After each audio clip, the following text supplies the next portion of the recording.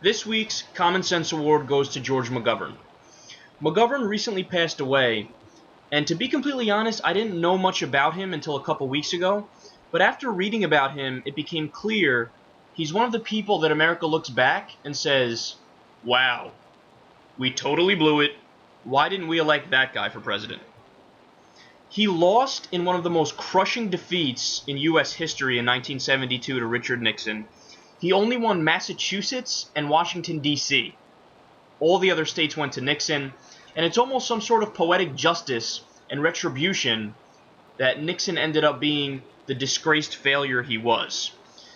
But the reason why I want to give McGovern credit, and I think history will judge him as a very honorable man, is that he's kind of the embodiment of the smart, wonky, nuanced, contemplative, thinking person who was right all along, but unable to persuade the masses who were just making decisions based off of the silly marketing tactics and slogans of the day.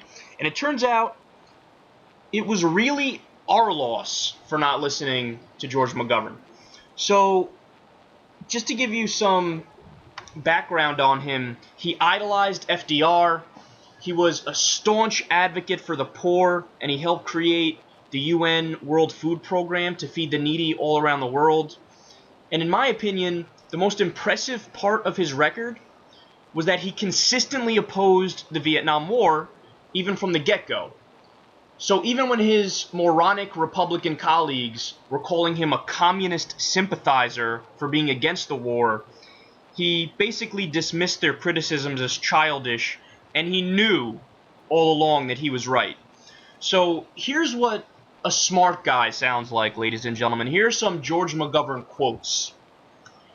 The highest patriotism is not a blind acceptance of official policy, but a love of one's country deep enough to call her to a higher plane.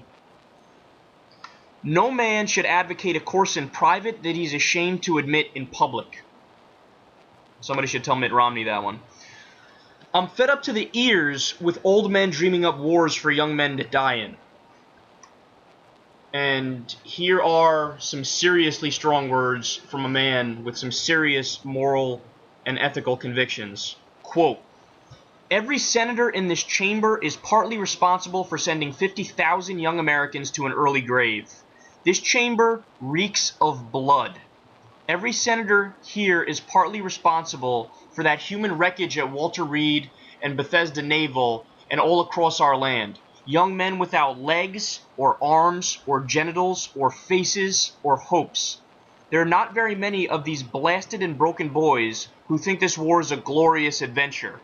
Do not talk to them about bugging out, or national honor, or courage. It does not take any courage at all for a congressman, or a senator, or a president to wrap himself in the flag and say we are staying in Vietnam, because it is not our blood that's being shed, but we are responsible for those young men and their lives and their hopes, and if we do not end this damnable war, those young men will someday curse us for our pitiful willingness to let the executive carry the burden that the Constitution places on us.